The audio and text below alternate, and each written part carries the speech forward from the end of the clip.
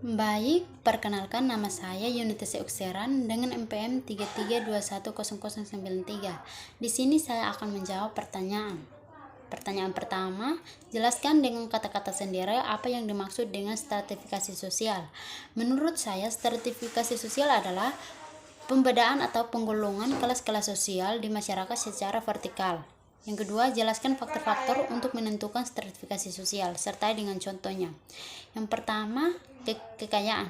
Kekayaan menjadi dasar stratifikasi sosial karena dapat membedakan mereka yang kaya dan yang miskin. Contohnya seperti perbedaan gaya hidup, konsumsi makanan, cara berpakaian, kepemilikan alat transportasi, sampai kepemilikan tempat tinggal. Yang kedua, kekuasaan individu atau masyarakat yang memiliki kekuasaan dan wewenang besar akan berada pada tingkat lapisan atas dan bawah. Contohnya seperti presiden, menteri, gubernur, dan sebagainya. Yang ketiga, kehormatan. Kehormatan ditempati oleh mereka yang dianggap memiliki kemampuan untuk memimpin atau seseorang yang tinggal di wilayah tertentu dalam waktu yang lama. Contohnya, pemuka adat. Mereka mempunyai pengaruh yang kuat dalam kehidupan masyarakat. Yang keempat, keturunan. Keturunan diperoleh secara turun-temurun atau dengan kata lain hanya bisa didapatkan melalui kelahiran atau perkawinan. Contohnya, Pangeran William yang merupakan cucu dari Ratu Elizabeth II atau keluarga konglomerat. Yang kelima, ilmu pengetahuan.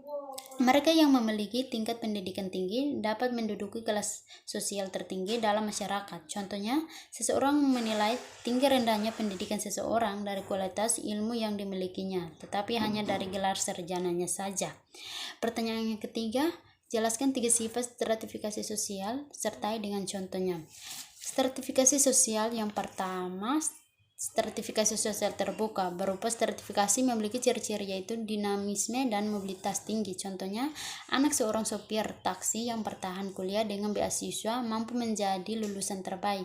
Kemudian ia juga bekerja di sebuah perusahaan mewah di ibu kota Indonesia. Yang kedua, stratifikasi sosial tertutup merupakan salah satu bentuk stratifikasi sosial yang bersifat diskriminatif karena sulit bergerak secara vertikal. Contohnya, orang Bali hidup dengan sistem kasta di wilayahnya yang menyulitkan mereka untuk mengubah kasta serta sosialnya dalam proses ini.